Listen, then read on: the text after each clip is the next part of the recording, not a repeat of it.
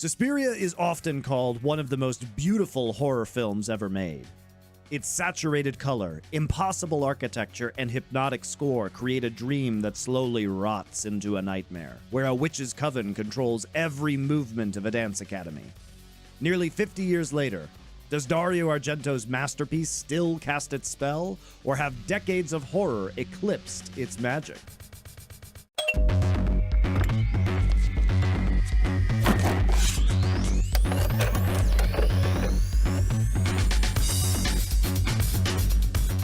Welcome back to Foreplay. We are closing our occult horror arc. You'll see this in November, but hopefully you watch this movie, Suspiria, sometime before Halloween, or sometime, maybe on Halloween itself, perhaps.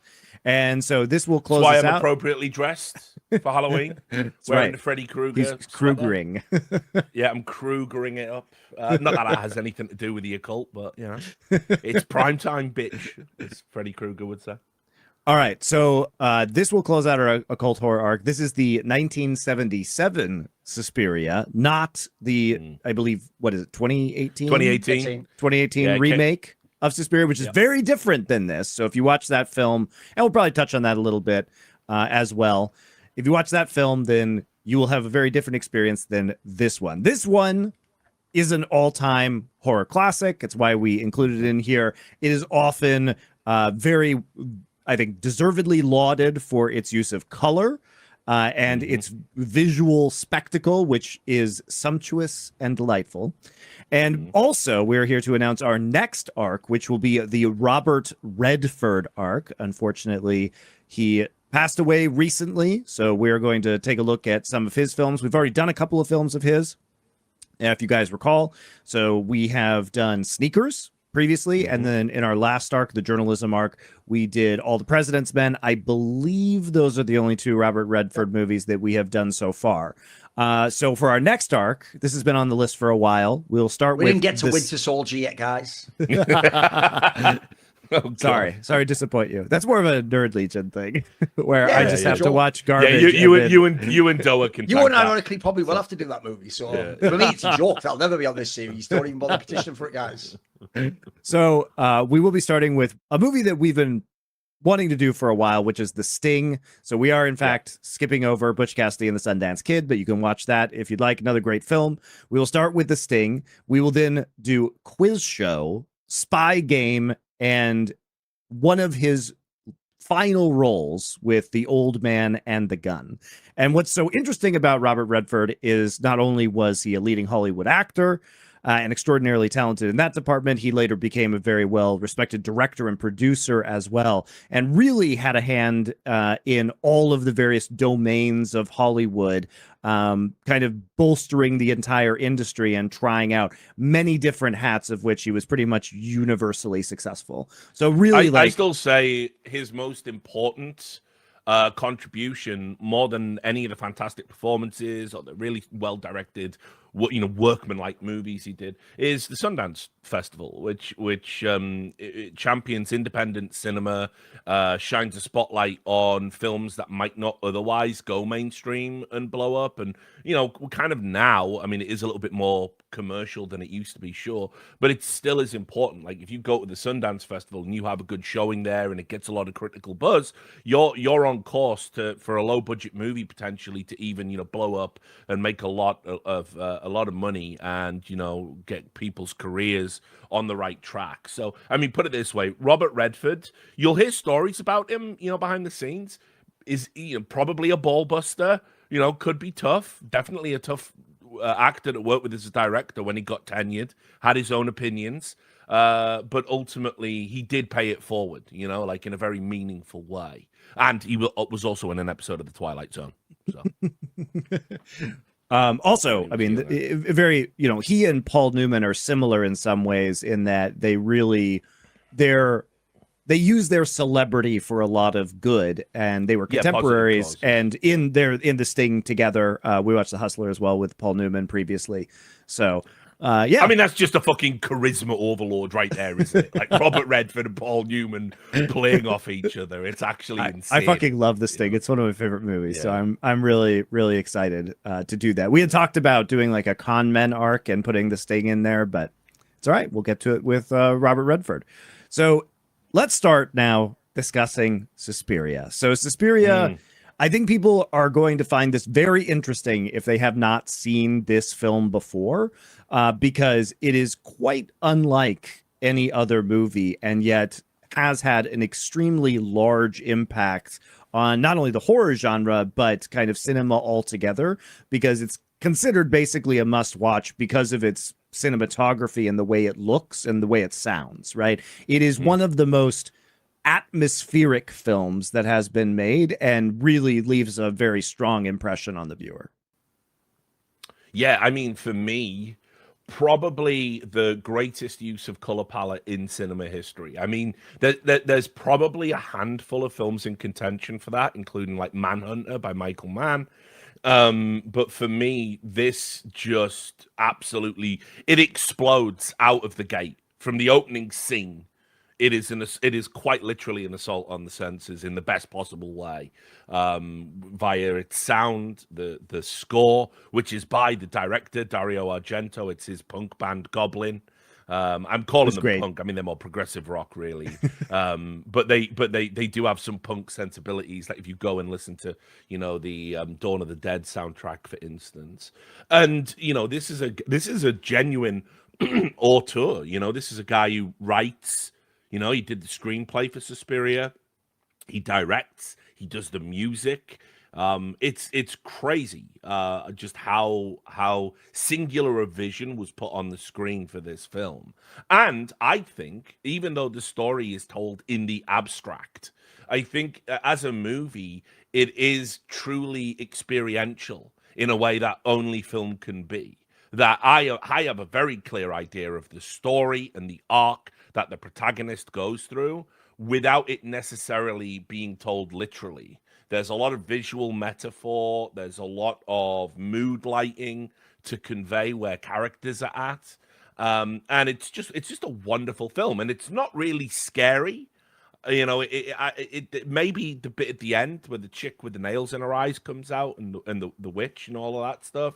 But ultimately, it's more just a mood piece in the sense that, it's the classic encapsulation of what it's like to go to another country and for everything to be off kilter and things feel wrong and you can't quite put your finger on it and you assume it's you. But they use this witch's coven, in Germany, essentially convey that experience that will be very relatable for a lot of people. I mean, this is just simply, it is like, again, maybe we do throw this word around too much on this podcast, but for me, I think Suspiria is a masterpiece.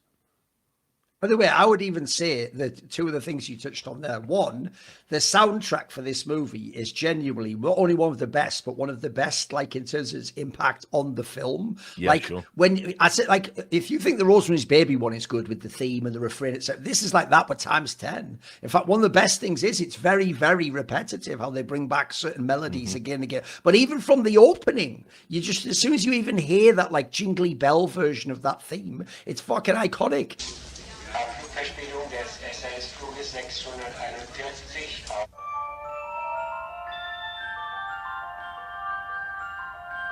Wartezug nach Mailand. Hey guys, Foreplay is brought to you by Raycon.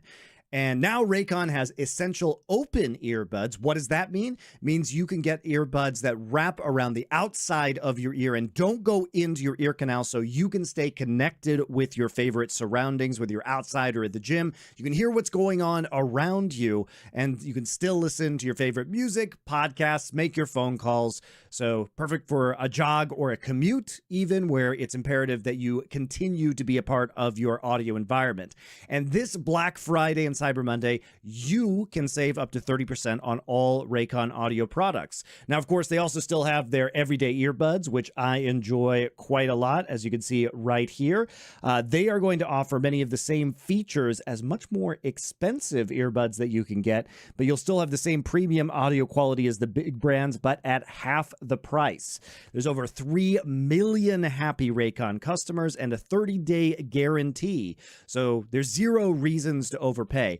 These guys have active noise cancellation, which has been very effective. I was wearing them for a couple hours on the subway the other day. No problems. I've worn them on planes. They work absolutely fantastic. I just keep them in my jacket pocket wherever I go these days. So they also have multi-point connectivity. So very easy to switch from device to device. You can use multiple devices at the same time. They have crazy good battery life. And now, because of Black Friday, it's right around the corner. Raycon audio products are up to 30% off site-wide. From everyday essentials to the latest releases, it's the perfect time to upgrade your sound or to get ahead on gifting for the holiday season. These early deals won't last long. Shop now before they're gone. Go to buyraycon.com/4playopen, FOURPLAYOPEN, to save on Raycon audio products site-wide. By the way, essentially, I don't think a lot of people get this. The score is where they first tell you it's about witches, because Yeah, there's witches. the witches. Like, I mean, that's way before probably the anyone worst. Probably the worst part of the score, where they just go mega. witch, No. witch. No, Fuck that, that's man. mega. It's so No. cheesy. I Here's why like the you're- score a here's lot, why you're but whack. fuck Because that. One, everything you don't like about the film is exactly what you would love if this was a Broadway fucking show, mate. Like, this isn't like this is like a theatre piece. Called out. This is like a theatre piece, this movie. And that part of the music is even better because it's like a concept album, isn't it? It's not just like, he didn't take like an orchestra piece and just set it to this film. You could tell they made this for this film. This is like one of the best collaborations I've seen between a band and the subject matter of Look, it. I totally agree with that. I just don't like the yelling witch. That's And it. think how many different times in the film, actually, even the camera shot, so even when they do like a fast pull in, you know, or like a color change, it's actually the sound that always triggers it. It'll like when they go really loud with the sound, that's when suddenly the tension does just rise crazy. That's when they do like intrigue elements, you can immediately get the sense. It's almost like the sound comes, it's like lightning, the fucking sound comes first, then you see the image on the screen. So I think the soundtrack is fucking unbelievable. It's iconic. It's haunting.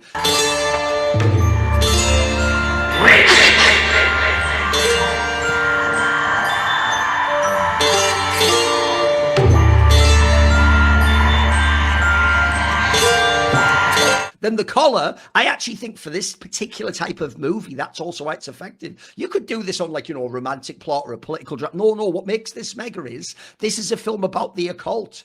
And one of the great things about using color like that is, and surely nobody who likes David Lynch films could not like this film, because the whole fucking film is dream logic. What are you supposed to go, well, won't she just be sat there when like there's a witch behind you and you can just see the outline? She can't, you moron. That's fucking the whole point of the movie, is that's like to represent the foreboding sense that there is an evil presence there, isn't there? Like, don't you think they'd all wonder why it's gone red? I thought it was like nighttime and that. No, that is when the witching hour comes along, isn't it? What is brilliant about this in an occult sense is the color transports you to a different world. As soon as the color switches, you know something has changed. And I'll tell you what, if you wanted the notion that you are transitioning into a magical space or another dimension of consciousness, what a fucking sick way to do it with the sound and with the color palette, but not with anyone going, you are now entering the twilight. No, like you just know that you're there, don't you? Richard does love that. The entire I would love that, yeah. The entire problem with putting occult experiences on screen is the Harry Potter notion that it is a material phenomenon where a demon appears as a 3D object and interacts with you and kills. No, it is always about the psychic domain. That's where all of magic and occult takes place. It's the notion that you are changing your consciousness in the case of like demonic shit. It's the idea you're tuning into their frequency and then that's why they can communicate with you, etc. You're opening a portal, in this case in your mind, to another world. That's exactly what this fucking film feels like. That's why one of the best parts about the film is that it will just go like, it beautifully does that, like raise the tension with the occult shit. They're like, back into modernity. It's just it's daytime now, you know. weird shit going on last night. Anyway, so walk on, but then suddenly the music, you're back into the collar, and then all the horrific shit at night. By the way, that is also when dreams come and nightmares happen. That's no one ever woke up from a nightmare and gone, is that real? Fuck, what's going on? Like, this movie gives you that feeling constantly. So I think that part is fucking mega. I even think, by the way, what should have been the worst aged part of it is that this film was made in the late 70s. So even the design of the clothes, the school, that should age terribly. Looks like something from a Willy Wonka film, right? No, that is even more iconic. That fucking red aspect of the school, that looks fucking dope, mate. Like, you couldn't create that if you wanted to now, mate. Well, that, I think the whole design of the building, all the different, like the use of, you know, the glass, the fucking glass floor and the design on that, like, that adds to how iconic this film is to me. Yeah, well, absolutely. I think a lot of the aesthetic comes from the early 20th century and late 19th century, though, so it doesn't feel super 1970s, right? You get a lot of Art Deco and older stuff in here, which I think does look really good. And you also get some of the like chinoiserie in the main witch's office, right? Where you have all of those like kind of somewhat tacky Chinese themes that would have been from like the Victorian era, probably. But it does look absolutely incredible. And the sets that they built for this film are beautiful. Really, you will never forget this film if you watch it, whether you like it or you don't. It will stay with you forever, this film. Let me tell you, there is the building where they shot it is like, it's got a lot of the elements that are incorporated into the film. They built sets within and around it, and they built some sets in a separate location. I think most notably the one where they all have to like decamp to that room, and it's all got sheets up there, and they go, "Lights out, girls," and they turn it, and then it's an incredible like lurid pink, and all silhouetted behind the sheets. I mean, the fucking lighting in this movie is like stellar. Like, it's actually stellar. But anyway, it's this place called the Haus zum Weilfisch in Germany. I think it's in whereabouts? It's in Freiburg, I think. So it actually is the geographical location that's in the movie, and that means like it's the whale house, and it's like this old fucking Gothic building. And basically Argento just scouted it out and said, that is the perfect place for a dance academy that is a secret witch's coven. It's a wildly creative idea. I mean, what? Oh yeah. Well, let me do the summary of this before we get further, because like I think it's the concept of this, and once you guys hear the concept, I think you'll understand why someone would want to remake this, because the concept is so fascinating, and like it's a weird juxtaposition of different factors, but it becomes very compelling. So basically, the concept is that there's this young dancer named Susie, and she is coming from America to Germany. I guess this would be West Germany at the time, so not communist Germany in the 70s. And so there is a dance academy that she is going to, and it's a very elite dance school, and it's a boarding school. So she is there and in the mix with all of these other students. And effectively, you know, she gets there, starts meeting all of these different teachers and people who run the academy, and things start to get really weird. Like at one time, there are all these like maggots that are like falling from the ceiling above onto all of the students. Students eventually start disappearing at times. And I should have said this at the beginning of the film, when she gets to the academy in the rain, she sees another student fleeing, who we then see is murdered very gruesomely in a different location after she was running away. And we find out later it's because she discovered that there is this coven of witches in these secret passages behind the walls. Witches. It's so bad. So fucking bad. So, but what, you know, basically there are all these attics and like secret passages in this old dance academy building. So you get this kind of haunted feel to it because of its age. And also, you know, this very sinister nature of things that are hiding behind the walls. And, you know, they start to, basically she and her roommate start to unravel, you know, this conspiracy about something weird going on. And then her roommate is then chased out of the room and murdered. And she finds her body later on. She also is being drugged throughout this time period, which this movie plays with perception a lot, and a lot of the more dreamlike sequences that she have, or colors, could also be it could be the drugs that she's being given as part of this like wine that they're trying to feed her, and they're trying to manipulate her while teaching all these people dance at this academy. So it's all a cover, we find out later on, for a famous witch who founded this academy and who is supposed to have died, but of course has not died. And then Susie stumbles into the office of the head mistress, I guess, of this academy, finds the hidden door, goes back there, gets into the ancient witches, the head witch's bedroom, who, if you kill it, apparently is like cutting off the head of the snake, they say, and so it destroys the coven. Not sure about that logic, but she does in fact kill the head witch.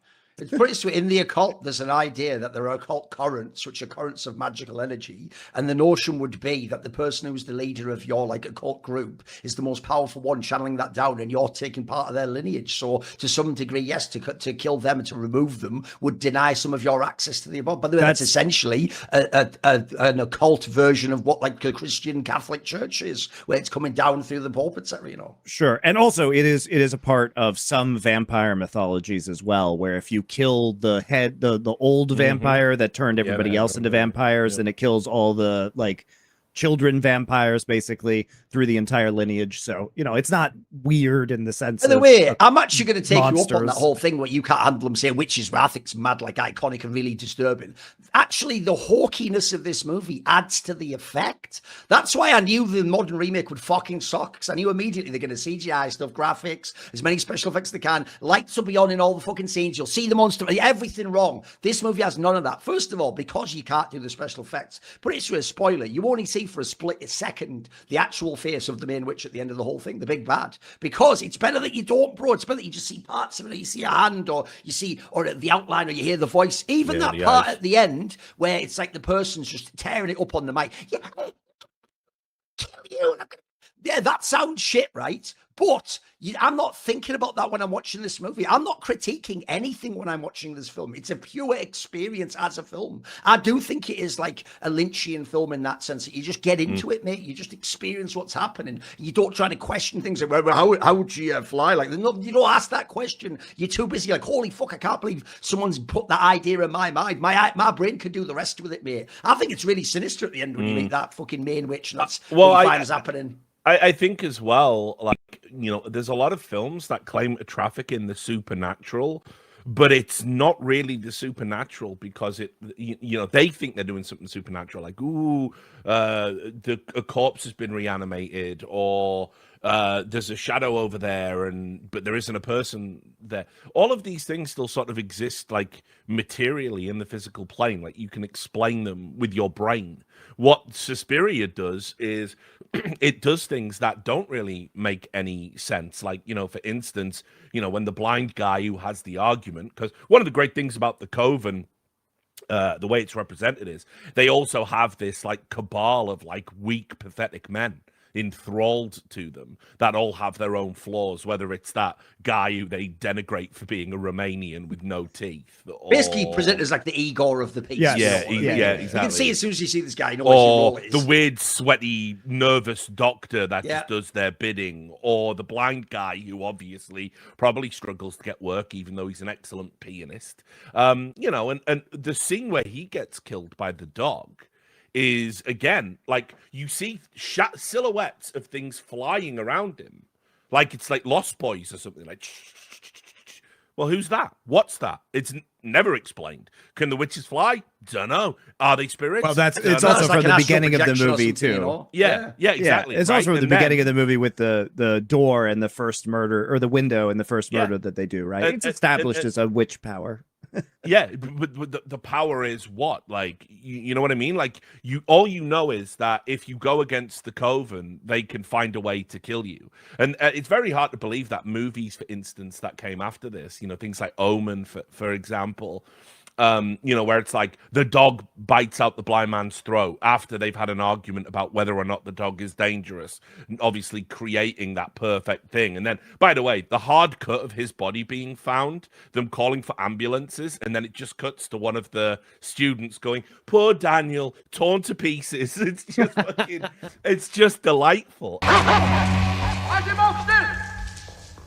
Poor Daniel, torn to pieces. Incredible. Oh, yeah, but you can never put too much trust in wolfhounds. They're crazy. And, so I really think it does have, I think the movie is imbued with a far greater sense of the supernatural than, like, most supernatural movies, It's like it actually does create things that not only is there no attempt to explain them, they cannot be explained. Better that isn't. I genuinely think so. I'm with you. Absolutely. You're supposed to intuitively feel this film. I also think as well, it's a very ambitious film. Like I said, think about the things he was trying to put on screen. By the way, this isn't even just a film from the late 70s. He's talking about this guy had a fucking shoestring budget. I didn't look it up, but it can't be much. Come on, he's doing it like Not Italian film. I know there's just no chance. So as a result, to even do all that, like I say, if you did this, mate, but this was just everything we saw here was just created as a fucking Broadway play, it would be the greatest play of all time. People would be like, "Oh my god!" And you could do it all as a play, by the way. This could all work. You just have the right spotlight. You just have the right music. The acting. That's what I mean, Monty. It's not that none of this is good acting. There's no great actor in this film. Like even the lead character, but the acting is almost secondary to the film. That's not really necessary. Like I mean, a lot of horror films famously actually do have like hokey acting, don't they? So I think that's fine. Like I think that the casting of Jessica Harper is mega. She's the perfect innocent, that wide-eyed, bug-eyed look she can easily create. By the way, very easy to sympathize with and to want to make it through. This isn't like when you watch the sequel when we talk about that. I didn't give a fuck what happened to that woman, mate. She was annoying as piss. So this one, I do sort of hope she makes it through the I think Jessica Harper as Susie is okay in this movie. That wasn't really my issue with it. And it's just, I think it's hard because we are coming off some occult horror movies that really have like really good acting performances. But I wish I'd gone hard against your favorite films, but whatever, keep going. No. But I mean, like I agree. For instance, I think like a lot of the supporting students are just straight up fucking bad in this movie, and they are. Also, remember what we talked about previous episode. It is hard to judge performance because all the dialogue is ADR'd. Yes, it was. Because in the classic Italian way, you can see like sometimes a slight mismatch between what the sound is and the timing of the mouse, because they are saying the words in English, but because they are dubbing it in post with oftentimes different actors, the voice acting, notably Udo Kier, for example, this is the craziest dub. The voice acting tends to be pretty cheesy, I would say, in this film. And again, remember when you ADR, so when you're in the moment and you're physically on set and you have to say something, it's very different to you're in a sound booth with cans on, talking into a microphone, and you have to remember what was happening in the scene. And it's like, right, and you're surprised. Or it's a different actor entirely. Or and you're trying to like time it with their lips or whatever. Yeah, and they're like looking at the lips going, golly, that was a shock. All right, go, we'll put that anyway, that's in the can. A lot of the supporting acting in this is just fucking hokey. And, if you're coming off of like Hereditary and watching this and comparing some of the performances in that film to this film is pretty large discrepancy. This is why it is in many ways the perfect contrast, because Hereditary is a movie that we can agree, like the performances really drive the movie forward, right? Sure. That's fair enough. This proves that performance can be ancillary to story, and ultimately the characters within it can be ciphers, empty vessels for the experience that the audience is going to go through, with Jessica Harper, Susie Bannion essentially just being an insert. I mean, look, that is for me explicitly stated as the intent of the film from the opening scene. It is perfect. I can't think of a film that has the tone set for it in the opening scene probably better than this. She's in the airport. We've all been there. Busy international airport. First time abroad. Living abroad. Strange new cultures. Strange new people. The assault on the senses. Is my favorite part of that opening is when she gets in the taxi and she says the word in German, and the guy's like, and it's perfect. It's fine. And he pretends he can't understand and he just it. doesn't understand it. Escherstrasse. And then you have to show it to him, and it's like, come on, dude. Like, Escherstrasse. Was? Escherstrasse. Was?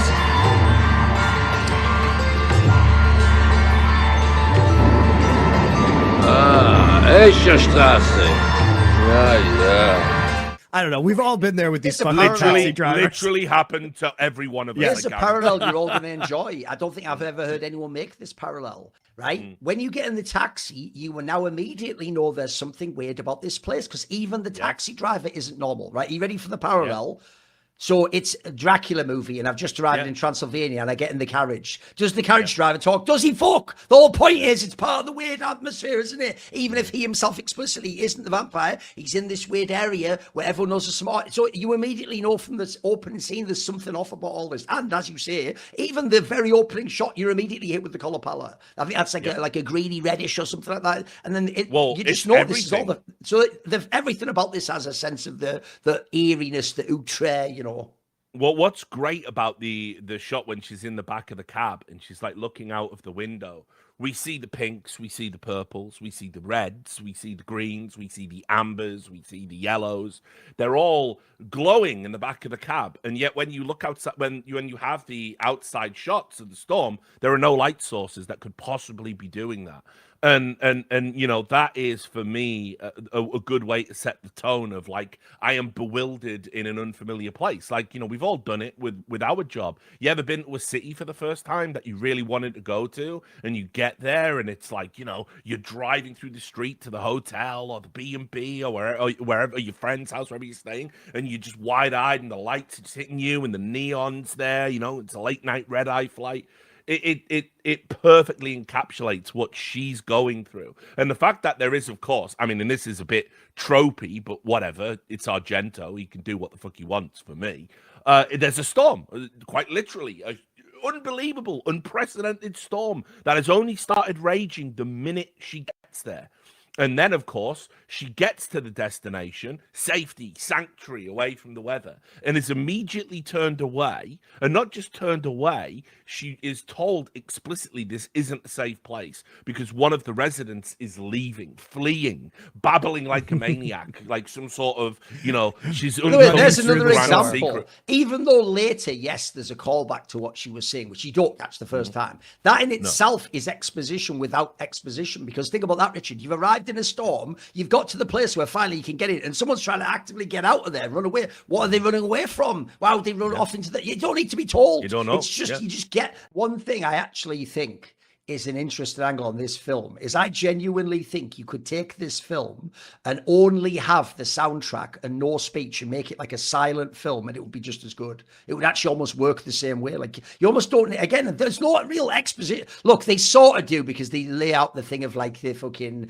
the stuff with the Joan Bennett, the directress and all that crap, but that's actually, again, just window dressing to me. Like, you could actually enjoy this film from the color and the score and just the imagery on the screen. I think that it's just all visual storytelling to me. I think this movie's fantastic. Like, it's got such a strong essence to it. It's why I say I don't have a lot of critique for it, because when I'm watching the film, I don't think any of these things. I don't worry about these aspects. Genuinely, when I watch this film, I also find, by the way, it's a really good rewatch. This is one of those films where I've always found this is a secret to a great film, is when you're rewatching it, you could somehow, part of your brain allows you to not think about what's coming in the next scene. You just experience it like as if it was following the same course the first time you watched it. So by the time I arrive at the end in the witch's fucking bedroom, it's always the same vibe. And also, even some of the aspects of, like, because of this amazing set, it allows you to do these long shots and then to do these close-ups and then to do these different shots. Oh, that's fucking fantastic. The sense of space as well is incredible. Yeah, I mean,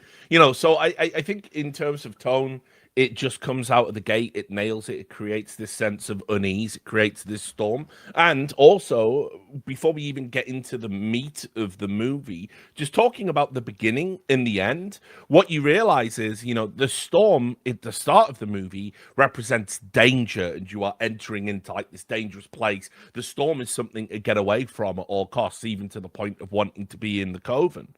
At the end, when she has defeated the head witch and the building's on fire, and she gets out into the storm, she smiles. She's relieved, like she's no longer in the dangerous place. And the storm sort of represents again the kind of like, it doesn't represent a clear and present danger to her. It's more about the kind of turmoil she's gone through on her arc. And for me, it really is a movie about empowerment in sort of a very in a very interesting way. I would go so far as to say, whether this was Argento's intention or not, he made a pretty feminist / feminine catered movie.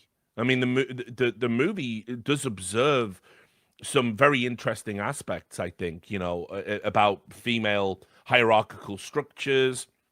Obviously, the sense of empowerment of a woman going abroad and being like scared, asking a man for help with her bags. The man just won't even get out the car. You're on your own, love, you know, and then coming all the way through to the point where she has survived a great and supposedly undefeatable evil that will, you know, overcome all of those negative forces that were affecting her life and emerges unscathed into a storm where she can smile at it now. You know, it's kind of like this is a shit movie by contrast, but you know, there was that, what was that Cloverfield spin-off with John Goodman, which is like a really good movie to the last scene. Right. You know what I mean? Like she is in a dangerous environment where she has information restricted from her, so she can only assess the clear and present danger within, you know, her presence, which is John Goodman, a doomsday prepper that's gonna like do all horrible things to her in the name of keeping her safe. Now, this is where the film gets And Cloverfield. Yeah. And she basically she overcomes him, emerges into the world to realize he was telling the truth, but then immediately fights and defeats a monster, and then drives off into the city to live in what might be a post-apocalyptic scenario, but imbued with a renewed confidence. Monsters is another good kind of comparison point. You know, there's a lot of movies. I mean, like all the great movies where you have a female protagonist in a horror film, you know, it's the concept of the final girl. You overcome the evil and you fundamentally change as a person. You become more self-reliant. You know, Ripley, the difference between Alien Ripley and Aliens Ripley, you know, it's all there. And like, she definitely goes through that journey, Susie Bannion. And I think it's wonderfully communicated without being explicitly stated. I want to go back and to something you said there, where you were talking about how it being this like female hierarchy and this female structure. And I think one of the things that's so cool about this movie is that the concept is extremely strong because this is a dance academy.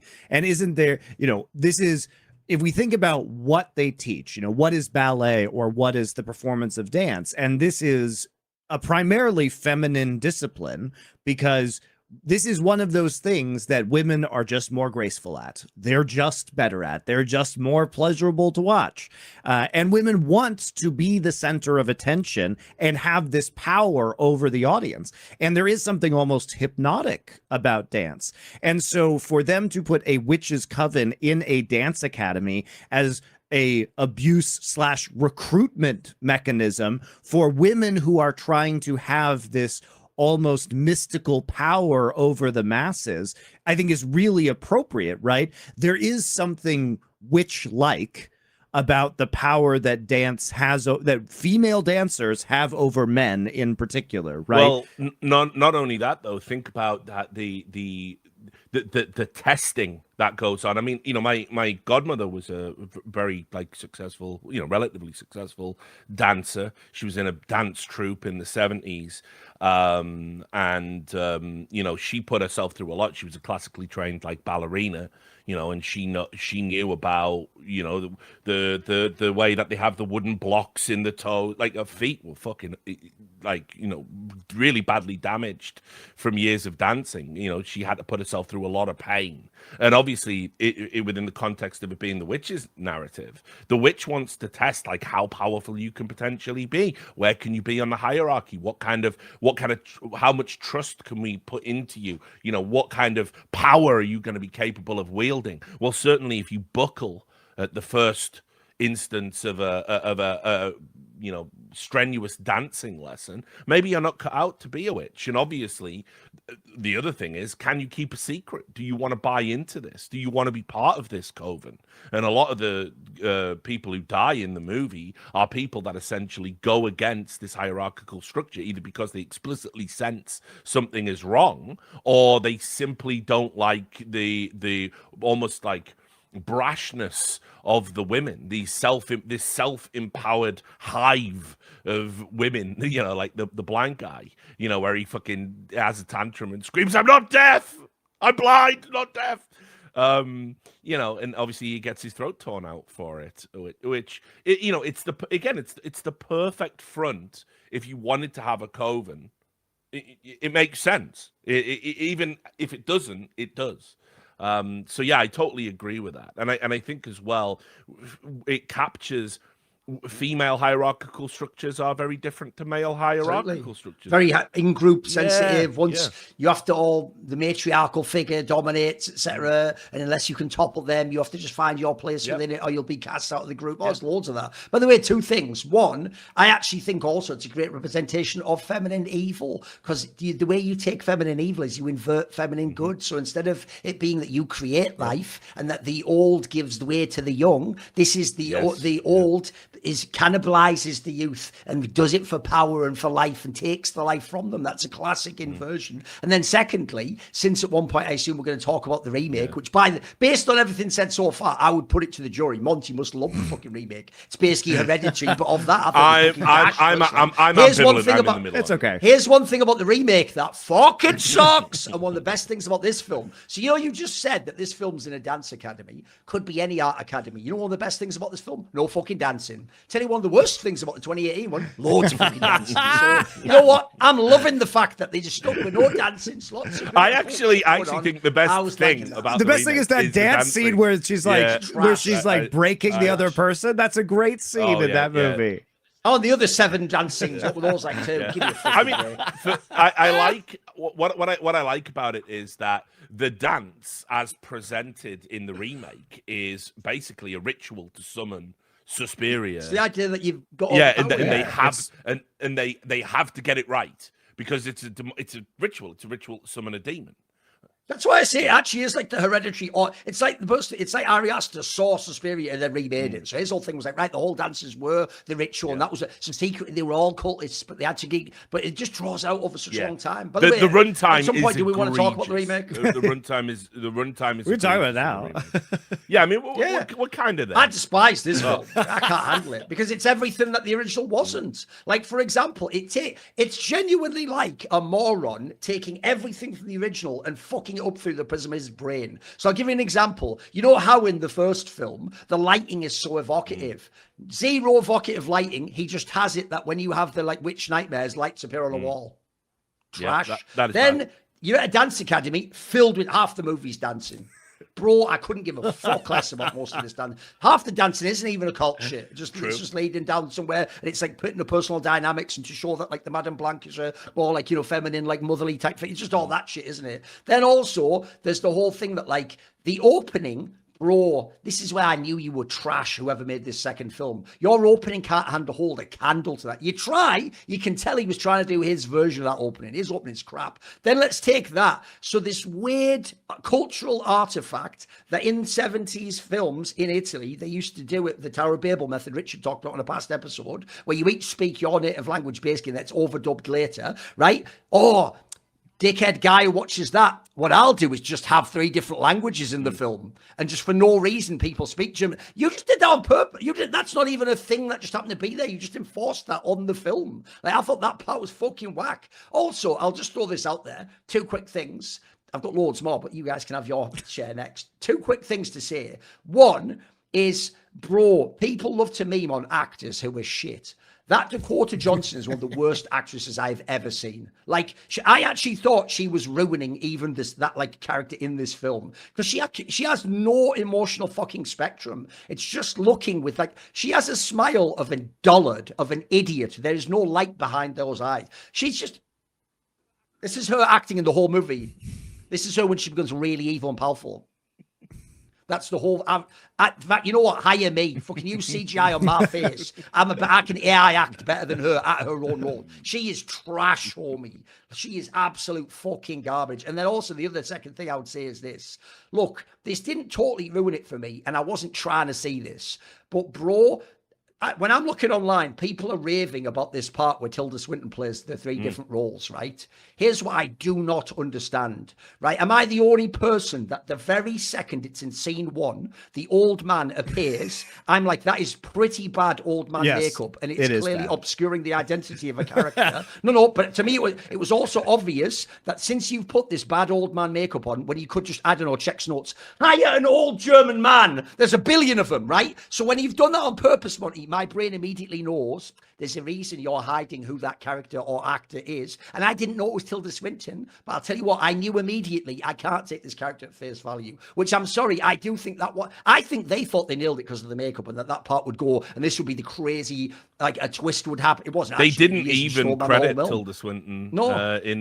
So I think they thought they cooked with that, but I actually thought that part sort of, I already wasn't really vibing with it. I've got to be honest. So I agree with. She is good at it, though. I do think the role I agree with a lot of the best part of the film. I give Dakota Johnson not a pass for being bad because she is. By the way, Chloe Grace Moretz is way better than Dakota Johnson. Swap their roles around, and then you could do the whole film, and you'd have a chance. I'll even do you one better. I think I really love Mia Goth. I've talked about this a lot. You know, the X and Pearl movies. I think she's fucking great. I think she's a really good actress in the making. I think she's already had some insane horror credits to her. She could have carried the remake if she was in the main role, but I like the fact she's in the film. I agree with the criticisms. The runtime is fucking egregious, bonkers, especially when you consider how short Suspiria is.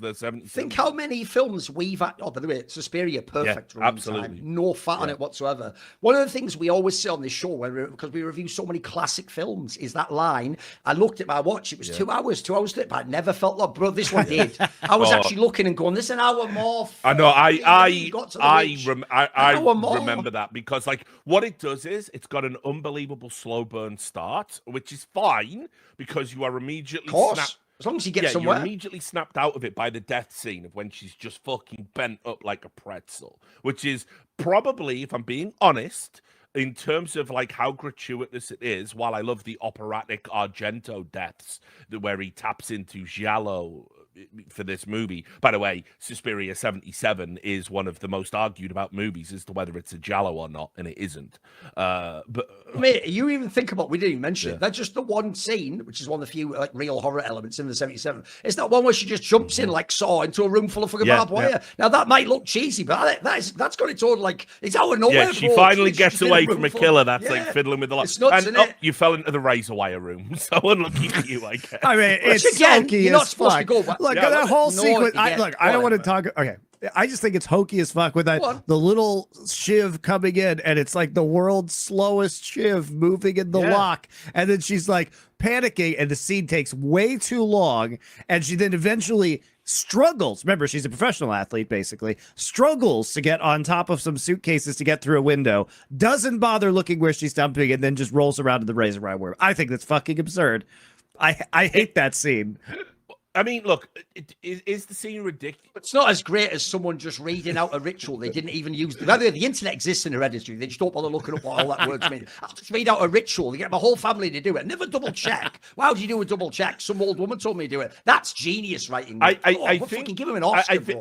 I think the razor wire scene is essentially indicative of the fact that there is a strange geography and a strange like kind of logic of the inevitable around the killings. Like if the witches have marked you for death, you can never escape the killing. Exactly. I thought that was implied within it. Like the blind man, he was always going to get killed no matter what.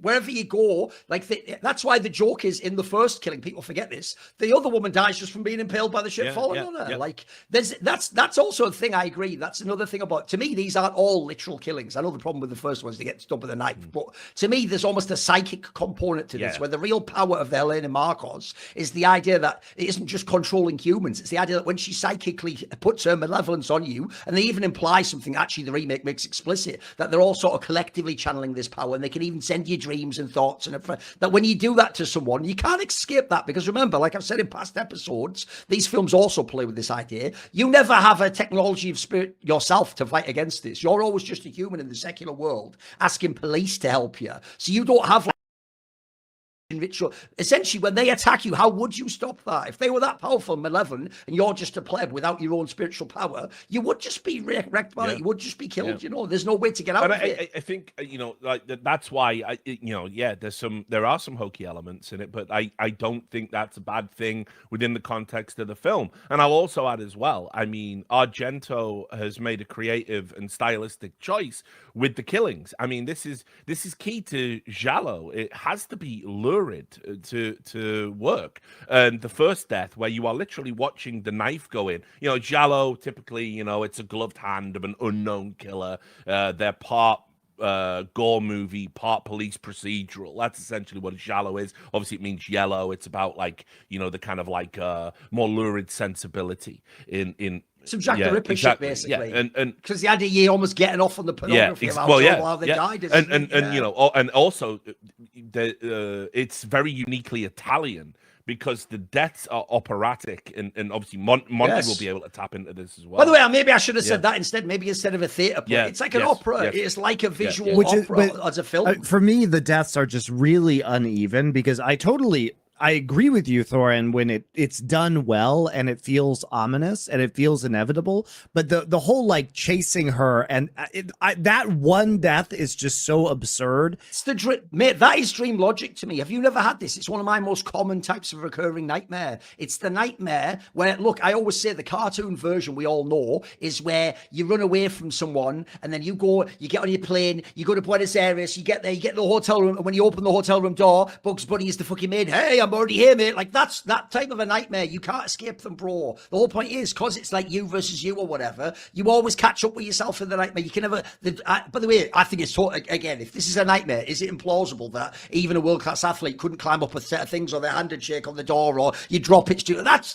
To me, that is totally in keeping with the dream logic. If they all died that way, that might be interesting. I find that the discrepancy between the deaths and the killings to be quite strange. You're missing out on some key elements here, Monty. Like, you just don't like the film. That is fine. No, I do like many aspects of this film. I just don't like this part of the film. Well, okay, so look at take the opening death as a blueprint of the deaths you're going to see in Suspiria 77. Again, we'll get back to the remake. What happens? She's looking out the window. There's something there. She can sense it, but she can't see it.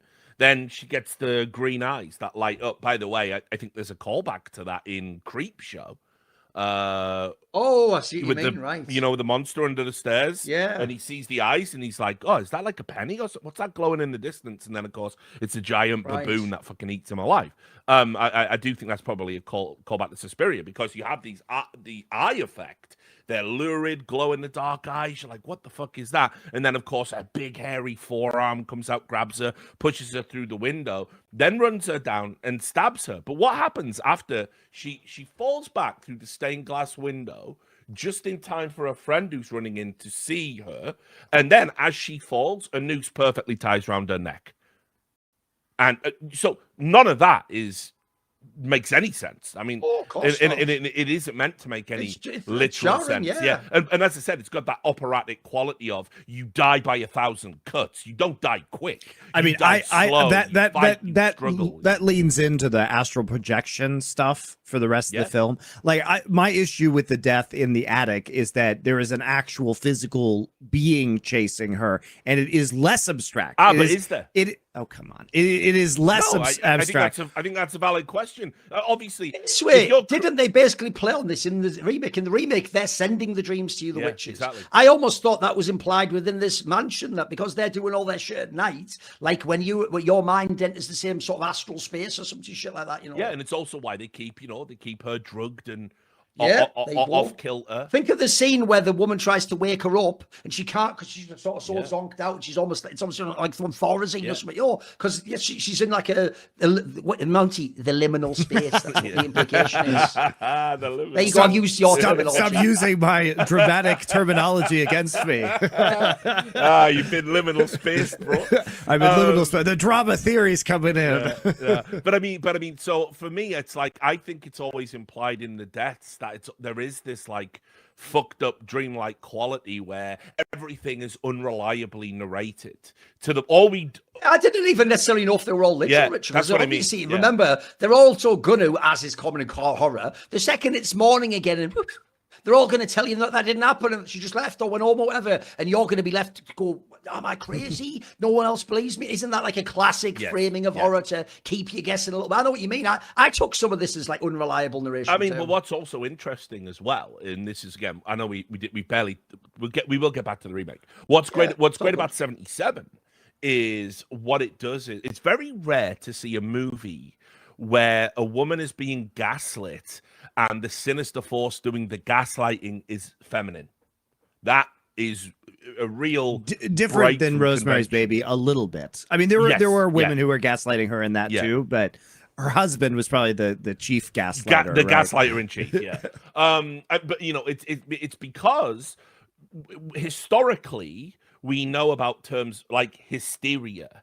Hysteria specifically pertaining to, the uterus. And so obviously it's like men can't be hysterical is the old traditional attitude. That's something women give into. And so when you are gaslighting somebody, one of the reasons why that play has sort of like had a resurgence, because we didn't used to use the term gaslighting in like the 80s and 90s, even though that play existed. The reason it's come into prominence now is it is easier than ever to hijack someone psychologically and make them believe a bunch of bullshit that they wouldn't ordinarily believe and break their brains. And it's very rare in a movie where it is a woman doing that to another woman for all of the reasons I've alluded to. And yet that is exactly what is happening here. In fact, all of the men, right up until the end, where there's one guy who tells her the truth, all of the men in this movie are pathetic. They are enthralled, enraptured. They are subservient. Anyone that displays any masculine will and to stand up to the coven gets killed. And they're left with essentially the dregs of like just weak, pathetic men. And that's what I mean. I think like the feminist coding in this movie is fucking great. It's off the charts. And it does it without having to be like this modern, she's not, Susie Bannion isn't a girl boss. You know what I mean? No, not at all. She's very feminine. Very vulnerable. And vulnerable right up until the moment she isn't. When she overcomes the evil. And as I said, I think this is almost like a fable. It's like it's almost, it has like a fable element in the sense that, she was a fairy story. She was in danger. The danger was very real. The odds were insurmountable. She overcame it. Now she is a young, capable woman going back out into the world, self-reliant, strong. They didn't even go into the trope, which I think was a problem in the remake, of, well, you have killed the head witch, so now, all hail Susie Bannion, and and like she, like they did that a little bit in the remake where she's. They tried to make her the girl boss at the end, bro. That the ultimate way to become her power was she became the evil one. Well, she literally summons death at the end of the remake. So, by the way, along those lines, like that's actually two things as well. I would say is, I also do think as well. I didn't mention it before, but I did the whole thing at the Reddit once. You can go watch that. I'll just do a call back to that, which is even though this is the 70s, even here, what is the most logical way to gaslight the characters to what's happening, unintentionally so? It's just mental health. Udo Kier's character, who you're going to think because of what he does later, is, wow, he must be like involved with it. No, he's genuinely just the guy who's sort of like, look, it's just all in the mind, isn't it? People can imagine, which they obviously play on in the later movie, much more so with the German psychiatrist type guy. No, I think that's a key part. And also, that's another thing. Look, the scene is cool at the end of the second one, but I actually find that twist. Oh, the twist is terrible. Fucking garbage. I think it's garbage. Because again, like what was the film if at the end it's just that she then just goes? Yeah, she was the big bad the whole time, like infiltrating it. It's. Because that's they tried to lead this like mystique of like, but her mother, and she was the sin that she put on the world. It's like, I don't really know what the film's become at that point in time. Then, you know what? That is some like weird female omen. I do think the remake is scarier because the violence is much more real and like it's. Yeah, I mean, grounded in. They do the opposite. They ground it in reality. Yes. Yeah. So I don't think the 1977 one is super scary or anything. But I also don't think that's necessarily the point of the original one. And they chose to make it much more of a conventional horror film in the 2018. What really bothered me about the remake, and keep in mind, I haven't seen this in a couple of years, so I'm just going off my memory here, was that what I want this movie to be is an occult movie. And instead, what it becomes is some sort of fucking like weird political commentary that never really finds its footing and is about. Well, imagine that in the modern era, Monty. The worst thing about that as well is I even know the actual story of the Red Army faction and what they were doing in Germany, etc., etc. Obviously, anyone who knows what Biedermeinhof complex is, all that shit, by the way. But here's the worst part about it. I genuinely thought early, this is just world building. They're just giving me... No, bro, that was actually supposed to be like a central part of the film. And that it was actually... That's why the old Germans there, because it's all about Germany and how it changed and witnessing. And historic guilds. That part was really bad, I thought, because not only didn't it stick, but I kept trying to let it go in one ear out the other and take it window dressing. But it actually was key to the story in the end, and I thought that never landed for me. It never hit me in that way. And like, I feel like, speaking of that movie being too long, if you cut all of that stuff out, it becomes a much stronger film. And what we expect from expect from Suspiria is an occult film, and I don't need an explanation in the original one about who Marcos was or, what historically. The whole point is that she's shrouded in mystery and is coming from somewhere outside of Germany. If you'd been around for fucking... Of course. If you've lived for over a century, all the people... You know what I mean? It's much more interesting, that way. Yeah. By the way, can anyone actually without just using generalize, can anyone condensely tell me what the parallel was supposed to be to the political aspect in Germany? It's been a while, but I don't recall precisely. But you know what I mean, I don't really get what the conclusion was supposed to be. I do remember that I didn't feel that it had thematic resonance at all with the rest of the movie, and it was just kind of like grafted on there without much purpose. I mean, there was what I took away from it was, so first of all, the literal metaphor of the wall, and there being two very different sets of beliefs being separated by the Berlin Wall. Yeah, in the movie being separated by the Berlin Wall. Like it is essentially a wall across ideological lines, in the same way that when you close the door to the dance school, here is the cove and the outside world is the non-fantastique, or whatever the fuck you would say. So I think that's there. I think beyond that, I mean, I think they wanted to take an interesting setting, an overtly political setting, and then maybe put something non-political into a political setting to sort of bring it to life, to ground it. Because it is our history. Argento, as I say, he has no interest whatsoever in presenting his films as being embedded in reality. There's not. He's never done that historically in his career. I mean, I'll talk about his generational run of movies where he had a run of 10 years where he made some of the most brilliant films in the genre. But I mean, he doesn't want to ground his movies in reality quite explicitly. That movie wanted to be grounded in reality, as if to say, oh, look, it could be happening. You never know what's going on behind closed doors. Here we are in a very real time. By the way, obviously missed me with the whole, but in the end, man was the true evil. The political sort of... The end is not good. No, there's a literal, generational witch core with demonic... That's the real evil. That is I will say this, Duncan, considering that is the end message of like 80% of the Twilight Zone episodes, and we've got a Twilight Zone special coming up. So yeah, that might be a rough one. But I mean, that's kind of what I took away from the remake. I think they wanted to ground it in reality. You know, they made a lot of deliberate choices. First of all, it's even got links to the Nazi occupation at the end with the the concentration camp storyline. Yeah, comes which also completely unnecessary. Yeah, I mean, you know, but the exposition on that is literally like, did the person who made this movie not know how movies are made? He literally just goes, and now I'm just going to explicitly tell you to your face literally what happened to your wife. I hope I've given you closure now. Can we end the movie? Roll credit. Like, what are you talking about? Why is that on the? That should be like a deleted scene on the fucking DVD. You mad fuck. Yeah, I mean, I will say though, to the remake's credit, the things I liked, any movie with Mia Goth has to get at least 1 star right out of the gate. I'm on some Roger Ebert scale shit with that, right? I thought Tilda Swinton was really good in all of the roles. I wasn't as affected by the old man makeup. I could see it was old man makeup. It wasn't egregious. Like, your problem I forgot to mention though, the voice never carried, bro. They should have done that like digitally or something. The voice is always what I got from it at the first time I watched it. I'd read nothing about the movie. I didn't know this. What I did was, I was like, I'm not going to watch that because it's remade one of my favorite films. So fuck that. And then I never would have watched this if you guys hadn't told me to. And it was and then it was like, oh, it's free, it's on Prime. I started reading more about it. Like, I think the score was done by Tom York from Radiohead. You know how I feel about Radiohead, right, Duncan? You know, we've had had the argument: who's the better band, Radiohead or Oasis? Duncan thinks I'm an animal because I picked Radiohead.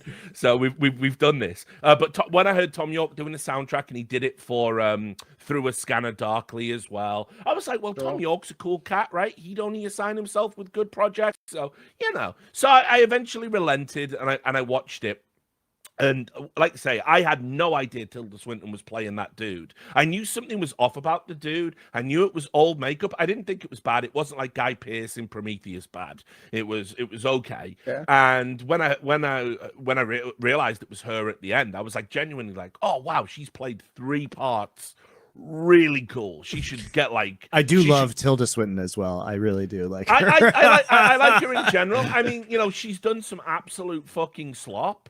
You know, like when she rocks up in Doctor Strange with a fucking slap head and all that stuff. Like, terrible. Like I ain't. I know, but she's just so weird, man. Like, I mean, I've seen. What was that? There was a movie where she was like clones of herself. What's that one? Fuck, what's it called? Hold on, let me look it up real quick. Technolust, that's it. Yeah. Where she's like clones of herself, and she's like killing. Basically, she's a doctor, and they make sexy whore clones of her that go out and seduce men and kill them. It's a very, I'm not gonna say it's a good movie, but it's a really weird movie, and she is very weird in it, and I enjoy watching her performances. Her masterpiece performance, like a career best for me, is We Need to Talk About Kevin. I think that movie is so deeply affecting, and she is so good in that. For those who don't know, it's about she's the mother of a teenager that's clearly fucked up, and then he goes on to do like a spree shooting with a bow and arrow, which they gave him as like an outlet to channel his like negative energy into. And then one day he goes to his school, he fucking puts bike locks on all of the doors, which he's told his parents is actually a business. He sells them at college to make a little bit of money, and they're going, oh, you're so industrious and entrepreneurial. And of course it's all a scheme to kill all of his fucking classmates. And the movie is told out of sync chronologically, and then at the end you realize he didn't just kill his classmates, he killed his little sister, he killed his father, but chose to spare his mother, who he had a terrible relationship with. And the movie ends with her visiting him in prison and learning to love her son. It's fucking really powerful, dude. It's like insane. And she is great in it. And that's what I mean. It's like, I don't care if you then turn up in Snowpiercer. You know what I mean? Well, she has her directors she likes to work with, like Bong Joon-ho and I even Wes don't Anderson. really get what we were getting out of her being an old man makeup, Sure. being an old man doing this thing. Like, well, she didn't do anything special. I even hoped genuinely, because again, like Richard, I didn't know anything going in. I didn't give any. I didn't watch a trailer. I genuinely hoped, because I could tell it to someone else. I didn't know it was her yet. I hoped the reveal would be that it was someone within their coven in disguise, and even on the outside they sort of work against you and gaslight you that it's just mental health. I thought it would be some cool ending like that, but instead, I still also. By the way, that's another thing about the film that I didn't find intuitively or explicitly clear. What was the necessity that he be a witness to their ritual? Yeah, that was like it was ominous, yeah. but I never got what and then they just let him go at the end. They did have a throwaway line of dialogue about that.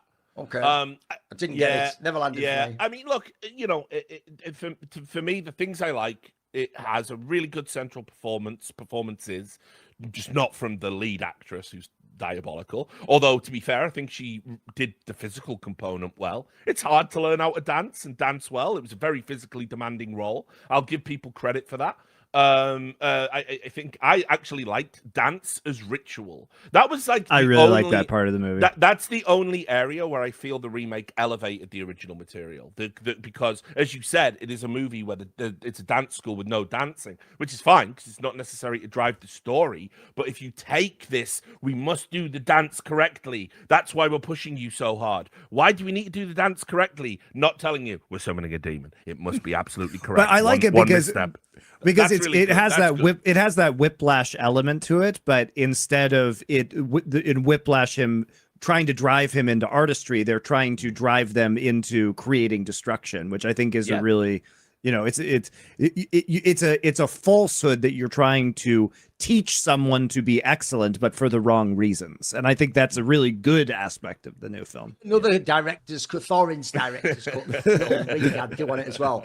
If you're going to have the whole political thing, just tie that in. Have it be revealed towards the end that those were like past proteges of this dance school, and that the occult power manifests in a political sense in the world too, because essentially, without spoiling any of the other films, Dario Argento essentially did do other films that were about the ideas of these other maters that were like powerful witches around the world, and the idea that they somehow, by concentrating occult power, are creating all like the evil in the world. So you could have tied that in too if you wanted, but again, that was just, there was no connection there. Again, it's just some illusion in terms of metaphor, as far as I can tell. Yeah. So, I mean, look, just to talk a little bit about Argento as well. I want to ask Monty a question. Sure. Which film's better? The first one's better, but I'm not in love with the first film. I just think that the second one's super mediocre. So, okay. I mean, like, put it this way: I do understand why people can bounce off Argento. He has a vibe that you've got. I mean, they're just like.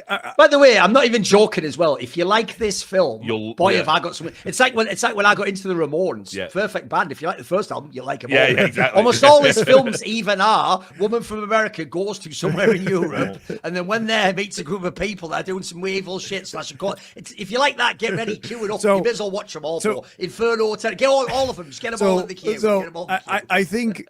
For me, you mentioned a lot of the good points of this film, and like the high points are very high, but then I have to deal with the razor wire scene, and then I have to deal with some of the writing and explanations in this, where I have like when she goes and meets the guy who's explaining, quote, the occult, which also just saying it like that just tilts me immensely. But it's like that's how I say it. The occult.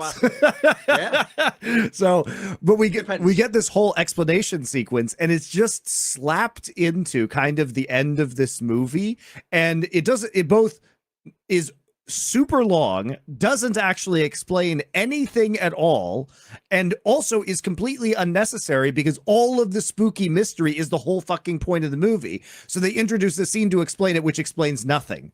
And is just extremely poorly acted and boring. If you're interpreting the movie literally, if you are interpreting as some sort of like, this is your worst nightmares manifesting, this is what you dream of. This is what an American girl at a weird dance school in Germany, who isn't prepared for the culture clash. She imagines all the people who are stern to her are witches. She imagines everyone who left must have been driven out by some occult terror. And then she meets someone who basically tells her, like, no, this is like a mental. At that point in the movie, that could make you question yourself. Maybe it didn't in this case, case, because you took it all as literal. Like, you took it a wolf, a witch literally stabbed that person, literally hung them, etc. Okay, if you do it that way, yeah, I can see that. I'm totally on board with the start of that conversation where they talk about it being mental illness, but then it switches gears halfway through the conversation to, oh no, there was actually this really Marcos person and witchcraft is real. Yeah. The whole conversation is just inconsistent as fuck. Like, I mean, but there's some really weak moments of writing and also the acting is just terrible in that scene. This is awful. Yeah, again, like you don't judge Italian cinema on the performances. How many times? Richard, it's a movie. I have to watch all aspects of it. No, it's an Italian film. Right, Richard, Monty is judging Udo K performances in fucking hawky horror plots as not really like straight fire acting. Give me a break, mate. You know what I mean? What next? Yeah, it's like, look, put it this way. Italian cinema has its limitations, but it also has its brilliance in the sense that these movies could be, first of all, turned around very quickly. Second of all, because they were designed to... Monty reviews 8.5. What was bloody going on? That doesn't even make sense. How could that even happen? Right. Well, his own father, but he was dead. How's he meeting him there? Right. You can't be your dead father. They had quick turnarounds. They were designed to appeal to common trends at the time. They offered outlets to out-of-favor Hollywood actors. And as a result, you get these films that are... By the way, you have to remember this is like basically a B movie. No, I totally agree. You know what I mean? Look, it punches well above its weight, but it can only do so much in the end. It can only do so much. That's what I mean by very ambitious. Yeah, sure, like, totally agree. Things it couldn't. Look, put it this way, I don't the even sets they built and the aesthetic they created is fucking awesome. Like, it is. It's really good. To be clear as well, I don't think this is Argento's best film. I think it's his second best film. I think Tenebrae is his best film. Yes, that would be number one. Tenebrae is an absolute banger. But like, to talk about Argento as a director, he is essentially the guy that went from being a writer. He wrote for a ton of like Italian movies, typically like whatever was in vogue at the time, whether it was the spaghetti western or war movies. Basically, a lot of directors started out as writers or producers or both, and they would eventually transition into being directors. That was Argento's story. You know, he wrote Once Upon a Time in the West by Sergio Leone. He was one of the he co-wrote it with Donati, another spaghetti western director, and basically that's kind of like his big breakout. He got to know all these other great directors, his other contemporaries, and then his directorial debut is a giallo masterpiece, The Bird with the Crystal Plumage. And again, I urge anyone to go watch that as an entry point for giallo. You'll know know very quickly if a giallo is for you. And as I've said, a giallo is a series of young women being brutalized in an operatic fashion by an unknown assailant. Get away. It's always the same premise. You can't escape it. Never escape. It's inevitable. The deaths will be gore, the blood.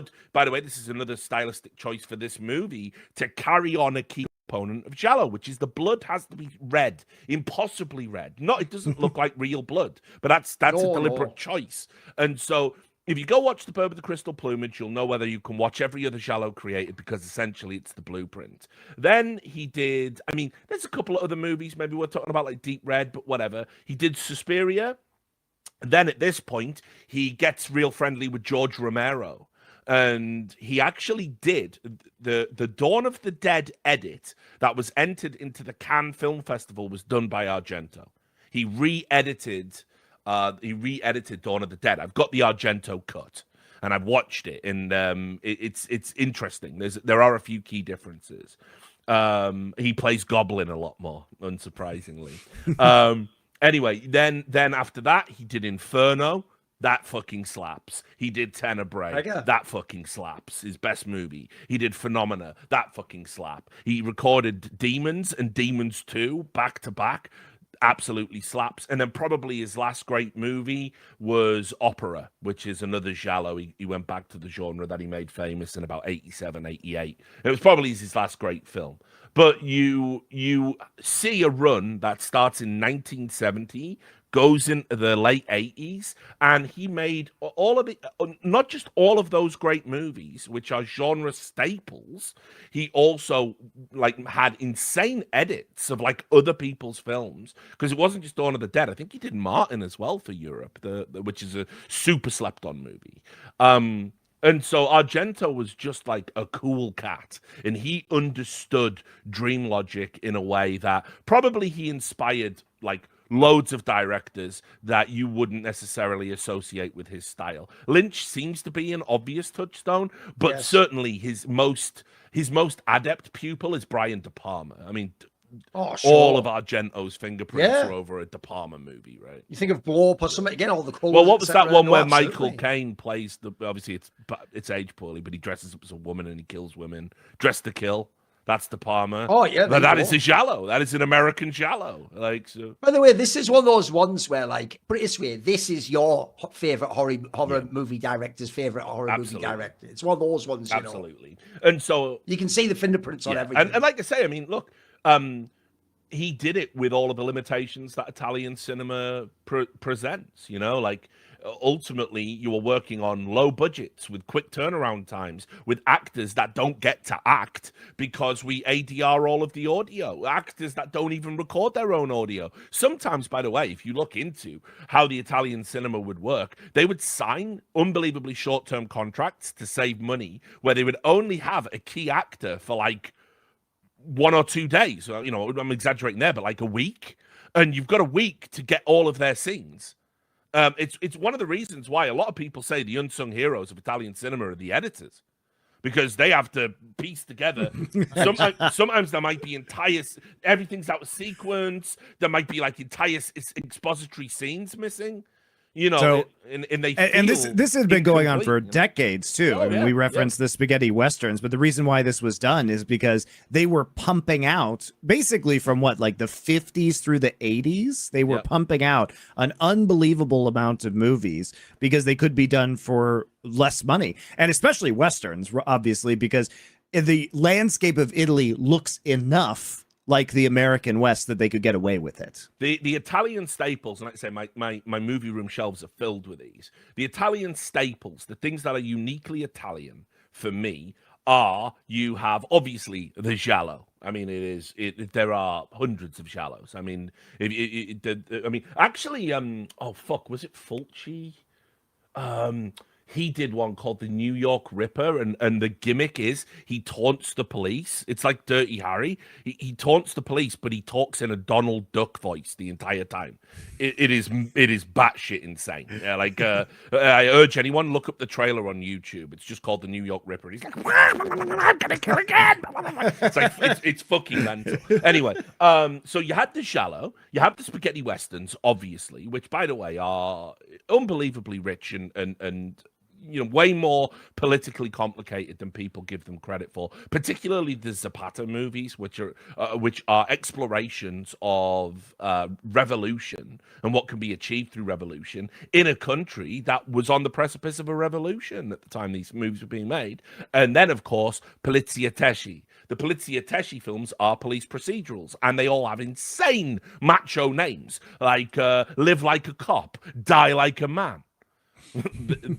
Already sounds fire. Yeah, bro, it's got one of the best fucking car chases, unironically, ever recorded. You've got that. You have like the Cynic, the Rat, and the Fist. These were and these are uniquely Italian. It's like all the main characters in the Poliziotteschi are all hard drinking, misogynistic police that do things the way they want, slap the secretary on the ass. They are the 80s action heroes that you don't get like a Die Hard or a Lethal Weapon or whatever it might be, to a lesser extent, like Stone Cold or whatever, or any of the fucking Cannon films. You don't get the Cannon movies without the 70s Italian movies. So while I understand a lot of people will bounce off because his lips are moving but the words are wrong, grow the fuck up. Just grow up and enjoy the films for what they are, which are fantastic character pieces, fantastic cinescapes, and fantastic like stories. Movies don't have to be about performance. I've got a little angle that's a purely self-indulgent one, which is you'd have to basically be from a similar background to me. But I'll tell you what also makes this movie hit even harder. If as a boy you enjoyed the work of Roald Dahl, because the book The Witches as a kid is straight. Do you reckon he watched Suspiria? It makes me wonder, Richard, because it's basically like When a was little it kid's written? version I of gotta this. look it up, It is in the 80s. Oh, wow. That's all the shit was then. So it'll be afterwards. So it could be. And put it this way, that book is like a little kid's version of this movie. Because, again, everyone's telling you that they're just women, but you know they must be witches. The terrifying aspect of a kid imagining other women. Oh, it's all there. Like, I also think, like, that I was getting flashbacks to that. Because I also think, if you're a kid, Roald Dahl books are fucking baggers. Yeah. Well, I mean, absolutely. And I'm actually reading them to my older son now. Let's get them all in there, the twits, get them all in there, not just the classics. Let's not forget that was a time when children were allowed to be exposed to like mild peril, and also dark stuff. I mean, even if you go back and you read Charlie and the Chocolate Factory, I mean it's pretty explicit in the way that those children should be punished for being shit kids. And like oh mate, so I'll tell you what my favorite one is, because this used to terrify me. You guys will all know it, but every modern kid's gonna go, well, it's fucking Jim Henson's The Storyteller, homie. That is fucking straight fire. If you've never seen that, it's a Jim Henson production where he's doing all crazy puppets, and it's all really dark, like Brothers Grimm type fucking Hans Christiansen style European fairy tales where John Hurt plays the main storyteller character. That's all like Hollywood actors in it. It's fucking mega, mate. But it's a kid's thing, and it's so dark. Pretty sure the amount of things that end with someone just dying or a goblin killing you it's not some like fairy story that ends well. Like, but that is what it was like when I was a kid. There was a twinge of that in all of it, because also part of it was to warn you of the dangers. Yeah, it was a time when you were literally told fucking, stranger danger. And by the way, I remember watching those fucking videos as a kid they used to show us in school. It's like, and then little Timmy got put in the back of a van and nunced aggressively, and his body was never found. You're like, what the fuck? Now, kids have these stories where everything's like fucking sanitized. We were like the Brothers Grimm. I mean, that's what we got, like it wasn't just the witches. Remember the Demon Headmaster? Remember that one? Classic one. Demon Headmaster hypnotizing all of the kids under his spell. Not that anyone in schools also fitting for this film. Not that anyone in schools would use their position to manipulate children, of course. That would never happen. Into some sort of a satanic, occult type of time. That would never happen, though. But I mean, that's the type of shit we grew up with. And it's like, probably. Like, thinking about it, because The Witches came out in 1983. And you also think about the wonderful illustrations in all of Roald Dahl's books by Quentin Blake. Oh, yeah. I mean, they're an essential component. They are. Quentin Blake is to Dahl what Ralph Steadman was to Hunter S. Thompson, essentially. Oh. They're inseparable about how you conceptualize when you're reading the book, And you know what? You might have hit on something there. We'll never know, but did Roald Dahl watch Suspiria? It's actually a really interesting question. Because, there's so many parallels thinking about it now. Yeah, I think there is, mate. There actually is. I mean, with the film, it would make more sense. It's even all about the head witch. So it's all in there, bro. It's all that is interesting. Yeah, that is interesting. I never thought about it before, frankly. But I do think about Suspiria often. I think I Also, here's another thing as well. I will definitely never watch the remake ever again. I wish I'd never watched it in the first place. I was not a fan of it. But Suspiria is also one of those films where every few years I will always go back to this film here. This is the ultimate film, by the way, to get your home cinema, close the fucking curtains, fall off the hook, make sure you got 3 hours free. It's only 90 minutes, but whatever. You might want to watch it twice. And then you fucking no distractions, and you put it on. There's no fast forwarding. You watch it from second one. You watch the whole thing. I don't know if you've seen it, but if you want to see what Argento essentially referred to as the sequel for Suspiria, it's Inferno, and it didn't get a good critical response, which I think is criminal. Like I said, to me, I don't get it, because to me, if you like this film, how do you not like all of them, bro? It's like I said, it's the Ramones, mate. What are you not getting about the other albums? Not forget, it's the same chords. Let's not forget, like Casino got a bunch of mediocre reviews. Oh yeah, true. Yeah, you're right. It was released. Even though I remember watching that and going, "This is awesome. It's just fucking." And that's what. Exactly. Like, and the critics were going, "This is just Goodfellas in Vegas." Right. And all the people who love that movie. By the way, that should literally be what you put on the poster, you mad fuck. That would make me watch it. You know what I mean? But also as well, I mean, like it wasn't really Goodfellas in Vegas. I mean, like Robert De Niro played a very different character. You know, Joe Pesci essentially got to be the character from Goodfellas if he didn't get clipped. Sharon Stone was fucking excellent, exceptional in that movie. And our boy James Woods just turns up. Hey, you need a sleazy asshole. Yeah, come right in. Come right in. But yeah, people criticized that movie at the time. Not criticized it, but like it was 3 out of 5. It was 7 out of 10. We said this on the episode of Goodfellas, I believe. But the problem is, I know what you mean. At the time, that was treated as like a lazy retread. The actual real discussion that slaps is which is better, Casino or Goodfellas. I think that is a real discussion that is valid, and someone could talk me into either side depending on what I was feeling. Exactly. I agree. They could talk me into either side in the moment, but then I would come back and convince myself, of course, it's Goodfellas. But I would. I think it's Goodfellas just for the end sequence, because the end sequence where he's high on cocaine. So you say that, but I actually think the end of Casino is one of the strongest. Like, isn't the Pesci death one? I mean, you'll never forget that death. Man. That is a rough one. That is a rough one.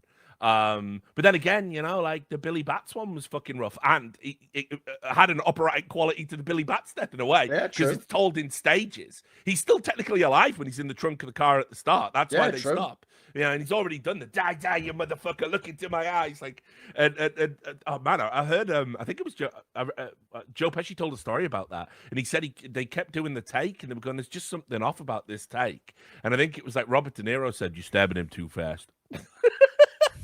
You're stabbing him too fast. It wouldn't work like that. You wouldn't be able to get the knife out quick. And so they changed it, so it just had a little bit of a different motion. So look, but I mean, to the point, Inferno is the spiritual sequel, thematic sequel, whatever you want to call it, to Suspiria, and people were like, yeah, all right, it's an Argento movie doing Argento things. It even has a house burned down at the end. It's got everything. I mean, but I think it's excellent. I think it's an excellent standalone movie. Don't watch the third in the trilogy. Sure. Because anything... It just belabored the point. Anything after 1990 kind of sucks. And by the way, the reason why I picked this movie, and then I even had, let's say, naysayers, well, maybe we should do the reboot. No, this one, the 1970s one, is because this is one of those this episode always was a struggle session, homie, for the viewer. This is one of those ones where I want to make you watch this film. I don't care if you like it or not. You're going to watch this because you wouldn't pick this if you're a pleb as the horror occult. Well, you'd pick the Ninth Gate or something. I'm going to make you watch this. Yeah, I mean... So there you go, you watch it. I mean, let's on you. Clear. But then again, in a way, the joke was on me, because then I had to watch a shit film called Suspiria, one from 2018. So in a way, I didn't win. I was a Faustin bargain the whole way. I know. There you go. It was a Faustin bargain the whole way. Well, that's just the nature of sacrifice to the dark gods. I mean, look. So just to wrap it up, I think honestly, like, I don't know how anyone could watch this movie and not come out of it feeling at least something positive, like oh wow, that was a really cool experience, or visually as the kids would say, the vibes are immaculate. Like visually it's just fucking awesome. But like sometimes, bro, like that's all I want from a film. I just want vibes, you know. And it's like, when the problem with movies a lot of the time is it is treated like you have this medium that you can do anything with. It can have elements of it's got the visual, it's got the moving image, it's got the still image, it's got sound, it's got music, it can be animated, it can have performance, it can be expressive, it can be textual, it can be silent, you can do so much with it. And I think like a lot of films, they just don't experiment anymore.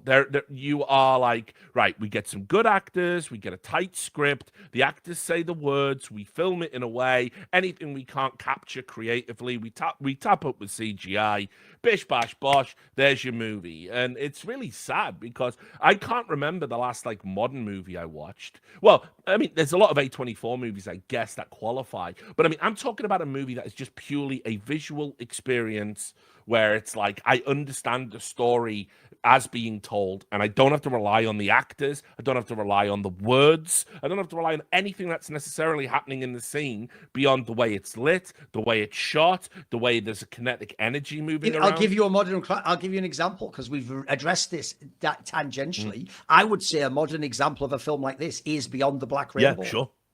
That is not a literal film. That is a film that's also about color and I mean, sound Mandy and music has and, elements too as well, right? I mean, but that's a bit more driven by the performance. Yeah, true. I mean, but like, Mandy. Because, by the way, I know what you mean. One thing about this film, this is why I don't view it as a weakness, a lot of those aspects that are hokey, and obviously with things like budgetary issues and the fact it's the late 70s and you're doing a B-movie anyway, is, bro, one thing I hate about modern cinema, it's why I was a massive comics fan. I don't even watch half the cape shit movies, and I don't like most of the adaptations, because what they have mistaken is the technology to make things look realistic have created a ridiculous, I think, retarded chauvinism to material reality. Right? The whole purpose of a camera, it's why famously the change to 60 FPS fucked everyone up. What made cinema beautiful on film with the way it used to be shot is it wasn't real life. No one would ever be lit that way in real life. It was more operatic or theatrical, if anything. The real problem with the theatre isn't a problem that it's not a live or open air thing, so you can't see all the actors. You light them for certain purposes, for mood, to highlight something, to draw the eye. Like, this is something that, again, there's an artistry that you lose if you want everything to be realistic. The ultimate example of this is fucking Lord of the Rings versus The Hobbit, which is just like... Yeah, of course. People wondered, Monty, I don't get it. It doesn't feel like the Lord of the Rings. That's why. You know, there's even a thing where if you ever go and look, this will drive you crazy. Don't look into this. It'll actually ruin modern film. Don't look into how they color correct for DVD, Blu-rays, sorry. Blu-rays, mate, they do things like intentionally make Lord of the Rings look like darker and more like a balanced palette. Whereas if you remember Lord of the Rings, as soon as I say this, you'll think of any scene in Hobbit. It has almost like a sepia light greeny sort of filter. With a different that makes it magical. Well. That makes it... That's part of the feeling of like, I'm experiencing a different world. When they make it super harsh, which is what The Hobbit is, by the way, some of the magic goes. Yeah, I mean, like The Hobbit had that choice to shoot with a different frame rate as well, which I my God, it looks bad. Yeah, it does. It just did not. It wasn't kind to the CGI at all. But you know, look, I agree. I think like there are some movies that are really trying to channel visual storytelling using color palettes. Like, you know, I kind of should have mentioned Mandy probably at the start when we were talking about great use of color palettes, because we waxed lyrical about that in the Mandy episode. Yeah. You know?